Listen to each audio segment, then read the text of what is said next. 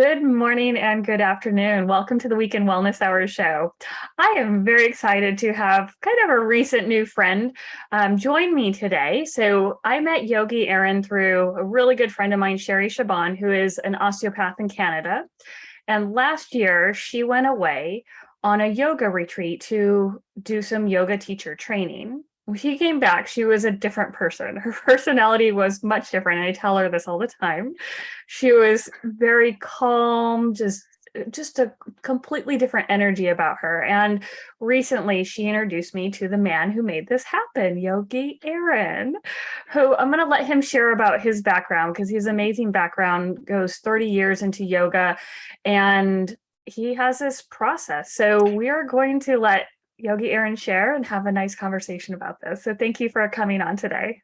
You're very welcome. Thank you so much for having me. I hope I can add to the conversation at the very least. And if not that, then make it entertaining. So you already started this morning with it being entertaining, so we're on a good start. So tell us a little bit about your background, because I know you are a podcast host as well for a podcast called Stop Stretching. You had 8 episodes and you told your story, but why don't we go into it a little bit, because it helps people relate to you and it helps people understand you're making some great, amazing changes in people's lives. Thank you. Thank you. I've been a yoga teacher for pretty much the better part of 30 years and practicing just a little bit longer than that. And I probably got into yoga like most people do. If I've surveyed a lot of people and asked them why they got into yoga. And a big part of it is really because they're looking to stretch. They want to become more flexible. And one of the things that kind of popped up just as a side note, from polling people as much as I did during the making of Stop Stretching, one of the things that I came to realize is that a lot of people get into or get on the stretching bandwagon, if you will, because they equate stretching or they equate flexibility with being young or being more healthy.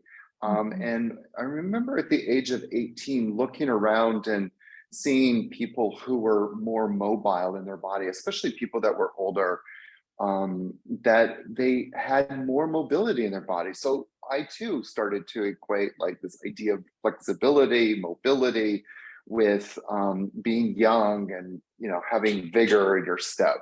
It was something I kind of like gleaned when I was 18. And so that's kind of what really got me into yoga, is just this paranoia of like, I don't want to get old. But what kind of a couple things happened, and it would take me another 25 odd years to kind of start putting the pieces together, is that when I started doing yoga, I actually started injuring myself. And one of the things that a lot of yoga teachers will say, I will actually go on a limb and say all yoga teachers will say is, let me put that in quotations just for the people that are listening, not watching, that is that they will say, hey, this is part of the practice. Just do the practice. The practice will take care of it. You just got to work through it. And I did. And I got worse and worse and worse. And I could really kind of fill in a lot of details. And I'm happy to answer any questions. But kind of, I think the nail in the coffin for me, or the straw that broke the camel's back, however you want to word it, was when I almost ended up in surgery with a spinal fusion. And that was a huge, huge wake-up call. I'm like, I am the kind of person that I pay particular attention to my body. Again, I'm doing this in quotations for the listeners, listen to my body. And I'm so fastidious about alignment. So how did I do this to myself? And so that was the point when I decided to make some big changes. And I kind of was already on the fence about making some changes, but that was, as I said, the nail in the coffin when I said, I can't teach stretching anymore. This is not helping me. And if it's not helping me, it's definitely not helping other people. Yeah. And just a quick comment in there too. And you had a nice realization that what you were doing led you up to the point of where you were in pain and considering surgery. So it's time to Mhm. examine all the aspects of your life that led you to that path. And you did that, thankfully, and you avoided having surgery. You're like, okay, what has changed from when I was a little kid to now that Yeah. has led? And you figured out, what happened. So many times we don't really think of that. We just kind of blame it on some type of injury, or we don't really put pieces together. But it's great. You're like, okay, pause here. I'm about to become bionic with, this fusion and metal and all these things. What can I change? So please continue. I just wanted to say thank you for pointing that out. You're very welcome. Well, just as a total sort of off topic Mhm. remark, that I think two of the things that kind of helped me get the most therapy in my life. The first one was writing my first book, Autobiography of a Naked Yogi, Mhm. because I started to realize things about my life that kind of started putting pieces together. And the Yeah. second one was doing this podcast, the 8 episodes of Mhm. Stop Stretching, because I started to. That really made me realize one of the things that I didn't make that leap of stop stretching or stop teaching stretching in my yoga, because I really was sitting with, if I'm not teaching stretching, then how am I teaching yoga? Yep. Like, what am I teaching if I'm not teaching stretching? And that was a huge light bulb moment for me. And since then, I've actually talked to certain yoga teachers who will vocally say to students, like, yoga is not about flexibility, it's not about touching your toes.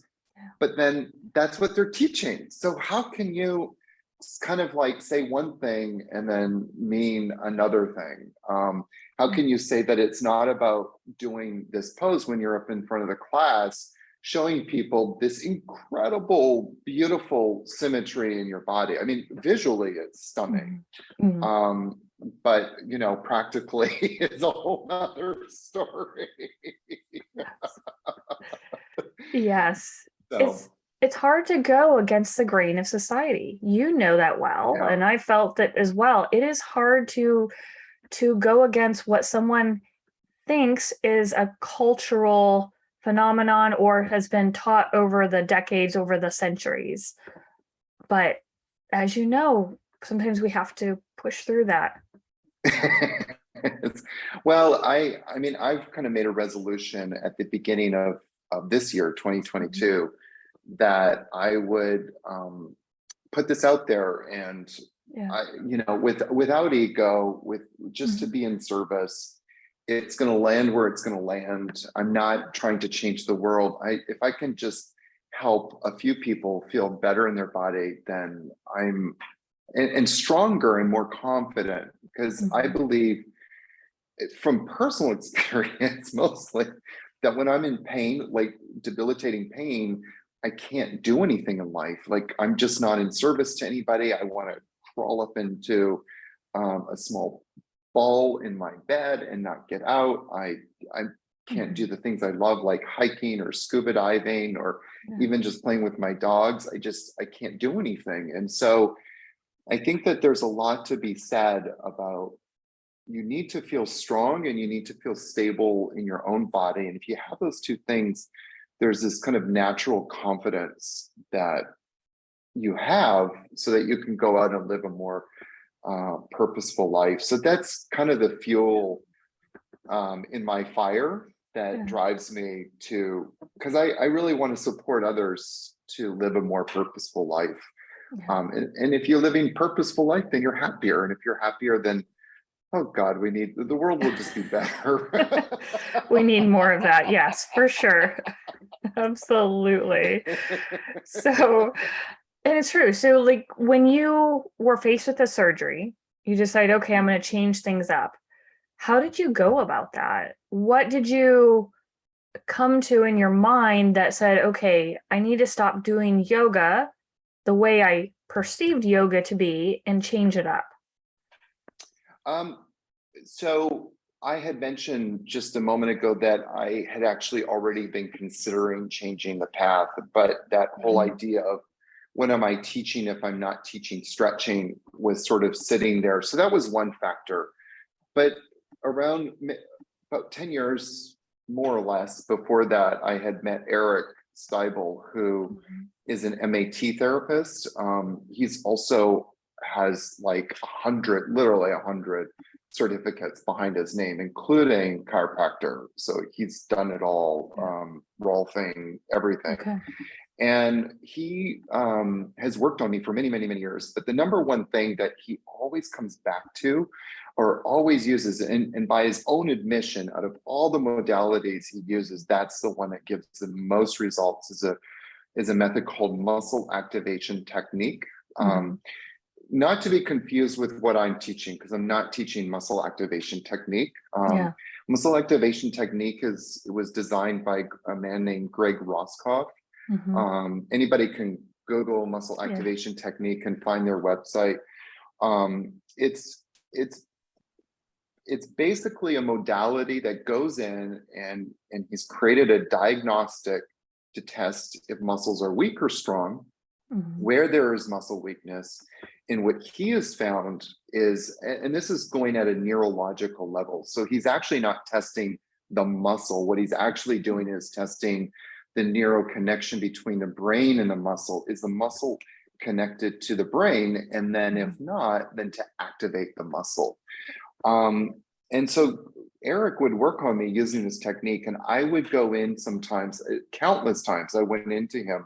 My back was out, my neck was kinked up, something was going on, and I was in excruciating pain. And he always managed to bring my pain level down from like 8, 9 down to a 1, 2 in one session. And it just blew me away. Like, I've been to massage therapists, I've been to acupuncturists, they always manage to bring the pain down a little bit, but not to that degree, and never to a point where it was sustained over time. And so after my close brush with spinal fusion, I went to go visit Eric.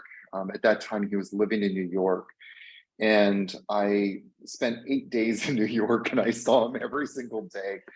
And he'd already kind of shared with me some things about muscle activation technique, but one of the things that got very clear was, and he demonstrated on me, was what happens when I stretch. So he would get the muscle strong, and then he would do something very passive. And when I say very passive, like not something like forceful, like pushing me into a deep stretch where I'm like, back off, nothing like that.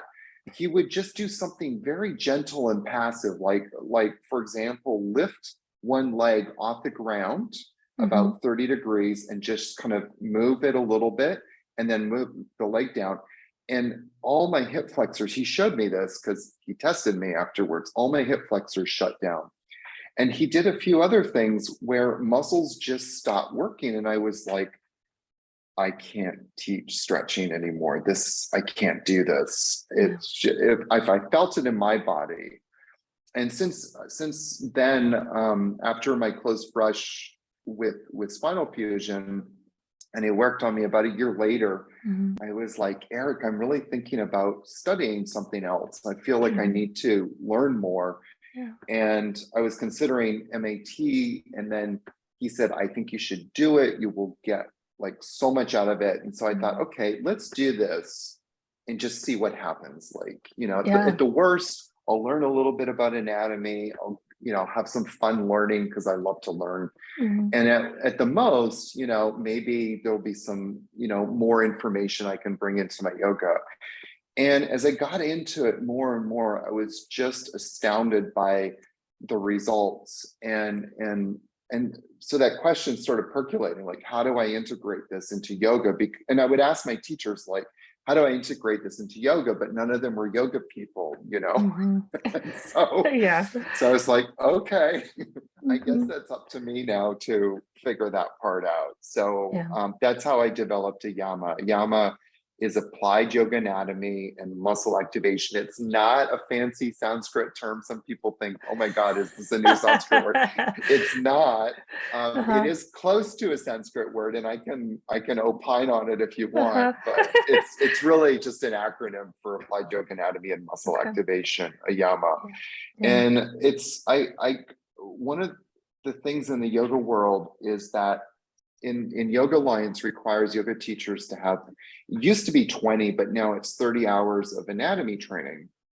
And what a lot of yoga teachers who read yoga teacher trainings do is they'll do one of two things, and sometimes both, is they'll have an expert come in and talk about anatomy for a certain amount of time.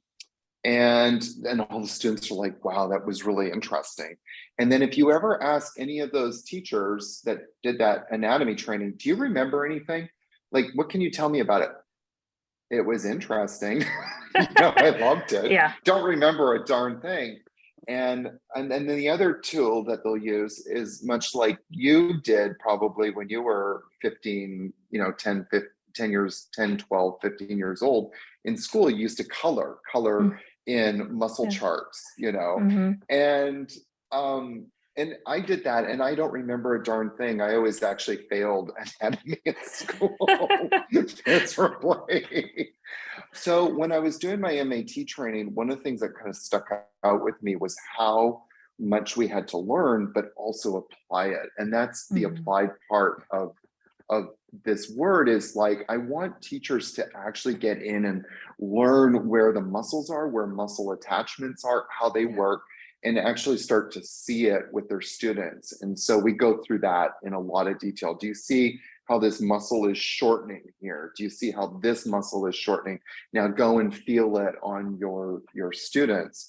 And then the muscle activation is this integration of muscle activation, kind of yoga postures, if you will, or bringing muscle activation into yoga postures so that it becomes more dynamic as opposed to just stagnant.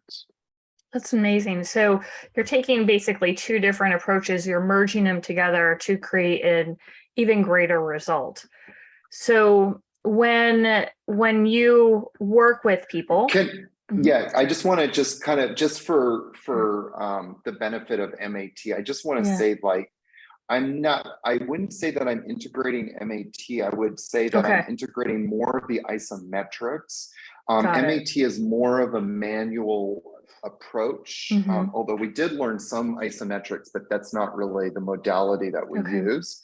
We use more of a manual kind of hands-on, manipulation approach, where what I'm doing is now just looking at yoga postures, many of the yoga postures, and then some other techniques, and going, okay, well, if we're going to do, like, say, for example, our theme is a forward bend class. Well, then what are the muscles that need to shorten in order for a forward bend to happen? And then let's approach it from preparing the body, so that way we can come into a forward bend with stability, because the muscles are shortening properly, so they're holding the body in place properly, and then there's also stability. So I'm sorry, just in case someone from MAT was listening to this, I didn't want them to think I was teaching MAT, because I'm not teaching MAT. Got it. So you're kind of pulling pulling some ideas, and using that to apply to yoga. And so it sounds like you're still doing some of the traditional yoga poses. Is that right? Or are you modifying all the poses? I would say I still teach traditional yoga. If somebody asks me what kind of yoga I teach, I would always say I teach hatha yoga. And I think that hatha yoga, there's elements of hatha. I mean, this is kind of, maybe it's off topic, maybe it's on topic, I don't know. But the whole principle of hatha yoga is this idea of, if we move the body, if you move into a twist, there's a certain energetic result that happens. Now, if you want to relate it to physiology, you can say that, there's a parasympathetic, sympathetic, response in the body, but energetically, We know that there's this kind of stoking, if you will, that happens at the digestive system. And the ancient yogis saw prana moving a certain way. So if you move into a forward bend, there's more of a parasympathetic response. If you move into a back bend, there's more of a sympathetic response, and but in a positive way. And so there's certain like energetic benefits, and so that, I mean, I'm completely sold on that, and I've seen it work on people. But then the question is, well, how do you take these ancient postures? How do you take like them? And so one of my number one kind of rules or guidelines or suggestions, whatever you want to say, is to, instead of coming into the posture like all the way, only go like 25, 35, 30% of what you think you should do, and just stay there. And just instead of like going all the way, just practice going a little ways and focus more on the breath, and focus more on breathing. Yeah. Okay, so you're guiding people through this, and they're going into these different positions. Now, are you building up to being able to achieve a position by doing other little exercises or positions? Or is it more kind of what you just described, is go into that position 20%, 25% and work your way? Well, it depends. I mean, when I'm saying, what I'm thinking right now of like, 30% perhaps is like a seated forward fold.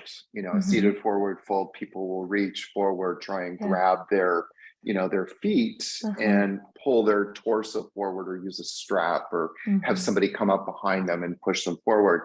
What I'm suggesting is just practice, if you're going to do a seated forward fold, using that as an example, just practice sitting up. Your spine, your top of your head, sitting over your tailbone. Close your eyes, go in and just breathe, and be as still as possible. Now that would be a pose that we would build up to. Okay, so I would probably do a series of postures to activate all the muscles in the front body.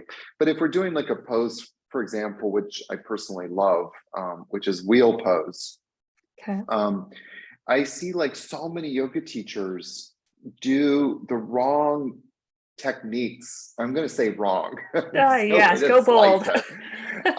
Go bold or go home. There's the wrong things in preparing for this pose. Like you'll see them stretching the front of your thighs. Well, we know from an AYAMA perspective, if you stretch the front of your thighs, you actually shut down the hamstrings. The hamstrings just won't work, and the glutes won't work. So if I'm stretching my thighs and trying to force my tight thighs to open up, the hamstrings stop working and the glutes stop working. Well, those are the muscles that are actually supposed to be shortening and supporting the, the hip structure as you're coming up into like wheel pose. And that never became more evident than recently. A co-teacher that was working with me was leading up to wheel, and not only did she teach these deep thigh stretches, but she actually had people work in partners where the person behind was actually forcing the heel of the foot to the glute. And the next day I had like 4 students come up to me in pain, like groin pain, knee pain, like all of these things, and they couldn't understand why. And I was like, yeah, that's why, because they went and forced themselves into a pose without muscles that were supporting their body. So I've seen this play out time and time again. As soon as people start stretching, they get into trouble. But coming back to wheel, it's kind of interesting, because if you see a typical yoga class with wheel, a teacher will use 20 to 30 poses to prepare for wheel. Like they will go through all of these kind of stretches. And I kind of say to my students, you know how many poses it takes to prepare for wheel? 3. You only need to do 3 poses to do for wheel, because you just need to get the back muscles working properly.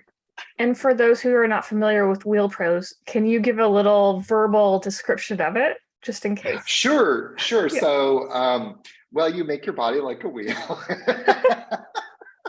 So it's kind of like when you're on your back Mhm. and you lift and you bend your knees, and then Mhm. you bend your knees and then you lift your hips up, and Mhm. then you would bring your hands by your ears and then come up onto the top of your head, and then if you could, you would actually straighten your arms, pushing the whole front of your body towards the sky, Good, good. and that would be wheel pose. So I just want to make sure not everyone here is familiar with all the yoga positions and terms. So just to help people get a visualization. So thank you. sure, absolutely. Yeah. So in your yoga world, in your training, you would walk people through three different positions to help them prepare for the wheel pose. Sure. Yeah. And those positions would involve some isometrics, which means holding the muscle or pushing against a resistance or keeping a constant resistance against the muscle to stimulate it. So one of the things in MAT that I took away and I kind of implemented it into AYAMA. So it is the Mhm. one MAT thing. And I don't know if this actually came from MAT or if Mhm. it's just something out there in the world, but the magic number for isometrics, Mhm. there's a couple of magic numbers, but one of them is 6 seconds, Mhm. 6 times. Okay. So if you want to activate a muscle, so if I'm actually sitting here right now and I bring my arms out and up to the sky at a Mhm. like making a V, Yeah. and I don't move my trunk. I'm keeping Mhm. my trunk and spine completely stable. It's not moving, but I'm just moving my arm bones back. I'm actually isolating my trapezius, my lower traps. Mhm. So if I wanted to do that, which I actually sometimes do that, especially if I'm flying a lot, I come waiting for the flight, I'll like activate my traps before looking at what is that guy doing. That's But awesome. but so then I'll just do it 6 seconds, 6 times. Or Mhm. if I want to activate my oblique muscles, I'll just do a little twist here, Mhm. and rotate my torso, and I'll do that for 6 seconds, and I'll do it 6 times. Mhm. And one of the rules when you're doing the isometrics is that less is more. So you're not trying to do anything to the muscle per se. What you're trying to do is just reconnect the brain to the muscle. So there's that six Yeah. second, 6 times kind of thing. But Yeah. yes, so the That's three great. poses, I don't Mhm. know if you want me to tell the three poses, but I can tell you really quickly. One of them is bridge pose, which is when Okay. you bend your knees and you lift your hips up and you Mhm. squeeze the glutes as much as you can. So that's one of them. Another one is my favorite yoga posture. I think that everybody needs to do it. Is a pose called Shalabhasana, or locust pose, where you lie on your stomach and you just lift your chest and your legs up as high as you can. Mhm. That one is just golden for so many reasons. And then the third one is just leaving the legs down, but lifting the chest up, and then kind of doing that thing with the arms, bringing the arms to 45 degrees and just lifting up and trying to isolate and activate the trapezius muscle. Gotcha. Yeah. So in all of these positions, people are doing them for a period of time. They're obviously breathing, as you mentioned Mhm. earlier. They're going through making sure they're doing some type of breath work to make sure they're not holding their breath, overstimulating their sympathetic fight or flight nervous system. So that's great that you're doing that. Now, as you're teaching the Ayama, is this something for people, the general population, as well as people who want to become yoga teachers, or is it more for yoga teachers who come to your resort, which we haven't spoken about in Costa Rica? Which is not what's behind me, just for clarity. No, it's Yama's for anybody. I'm on a mission to Mhm. spread the word of a Yama. I'm just kidding. I'm I'm on a mission to help people because so many people are in pain in their body. And it's trying to give people like simple tools to use. I'm actually I don't know if I told you this before, but I'm actually coming out with my book, which is, that's kind of coinciding with the podcast, Stop Stretching, a new yogic approach to master your body and live pain-free. And in the back of that book is going to be, throughout the book is going to be a whole bunch of exercises so people can start to see like, oh yeah, I've got this kind of problem, so I can do these exercises. But in the back of the book is actually 4 short yoga sequences that people can actually do on their own as well. That's amazing. Really, this is wonderful. And so tell us, of course, people probably want to hear about Costa Rica, your resort, Blue Osa. Please tell us about that. Blue Osa is open 2010, and since then we've welcomed yogis, like a lot of yogis, and so we host 3 different kinds of guests. One of them is yoga groups. So if you decide that you want to, have a yoga retreat and bring a group of people to a beautiful place, not a yoga retreat, but some sort of retreat. Other retreat, yes. Other retreat. We welcome not just yoga people. We welcome all kinds of people. You don't have to do yoga to come to Blue Osa. Okay. We also have individual packages. One of our most popular packages, the spa package, where you get a delicious spa treatment every single day. And then we also do the teacher trainings, which is what I kind of spearhead and lead. Okay. So that's my baby. And I also do AYAMA retreats as well. So that's something else I like to do. Yeah. And so in your expertise and experience, when people need a retreat to get away, to decompress, to regenerate, how many days should they be there? Obviously, people probably want to stay there once they come, but just in general. The biggest mistake that people make when they book a vacation with us is we have the minimum 4 days. So some people come in for 4 days. It's just not enough time. Yes. So I would say that 7 is good and more is better. I lead the teacher trainings, and I do a 14-day and 28-day option. And every single teacher training at the end, people are like crying, like, I don't want to leave.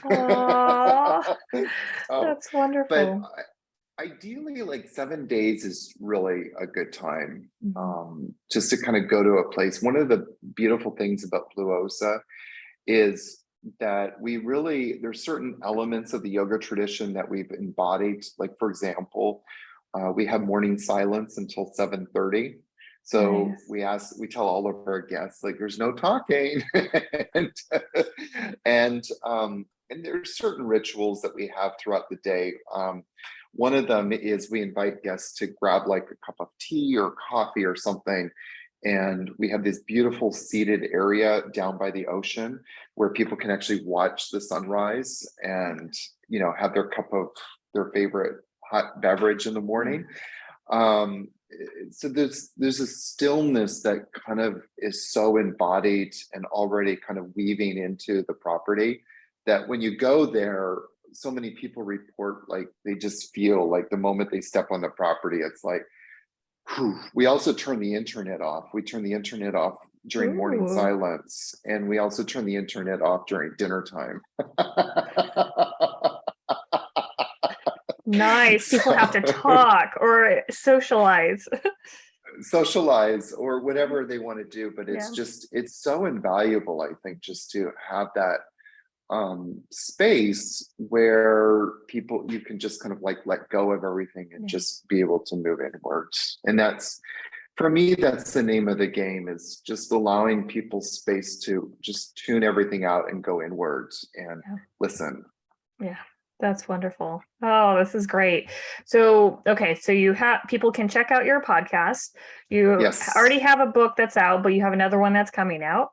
And where can they learn more about you? The best place to learn more about me is go to yogiaaron.com. So YOGIAARON.com. And they can access everything that's there. Okay, that's wonderful. And eventually come and work with you in Costa Rica, which would be Yes. amazing.